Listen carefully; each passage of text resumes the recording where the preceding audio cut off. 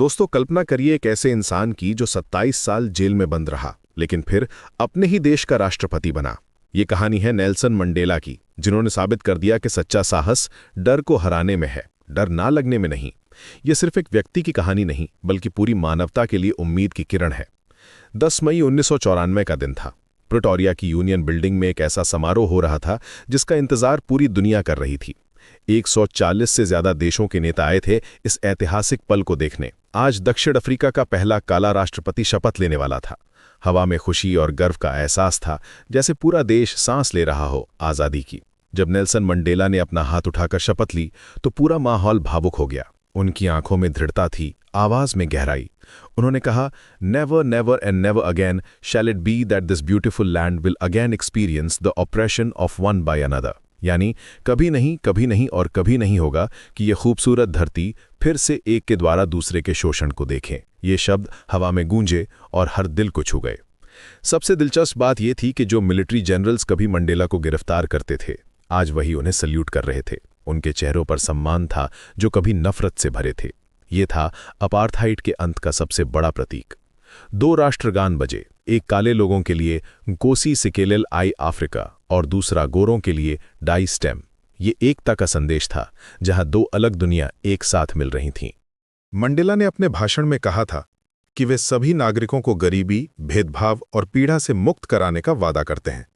उनकी आवाज में दर्द भी था और उम्मीद भी। उन्होंने हजारों स्वतंत्रता सेनानियों को याद किया जिन्होंने अपनी जान दे दी थी। वे सभी शहीद आज इस पल को देख रहे होते तो कितने खुश होते। लेकिन मंडेला की असली कहानी बचपन से शुरू होती है। छोटे नेल्सन को लगता था कि वे आज़ाद हैं, खेतों में दौड़ सकते हैं, तैर सकते हैं, पेड़ों पर चढ़ सकते हैं। लेकिन जैसे जैसे बड़े हुए, समझ आया कि ये आज़ादी झूठी थी। जब उन्होंने देखा कि उनके लोग कैसे जीने को मजबूर हैं, तो उनका दिल टूट गया। उन्होंने महसूस किया कि जब तक उनके लोग गुलाम हैं, तब तक वे भी आज़ाद नहीं हैं। उन्होंने कहा था, करेज का मतलब ये नहीं होता कि तुम्हें डर ही नहीं लगता, बल्कि ये होता है कि तुम अपने डर को हरा दो। ये बात उन्होंने अपने साथियों से सीखी थी जेल में। रॉबिन आइलैंड की उन ठंडी रातों में जब हर चीज अंधेरी लगती थी, तब उनके साथियों ने सिखाते थे कि हिम्मत कैसे रखी जाती है।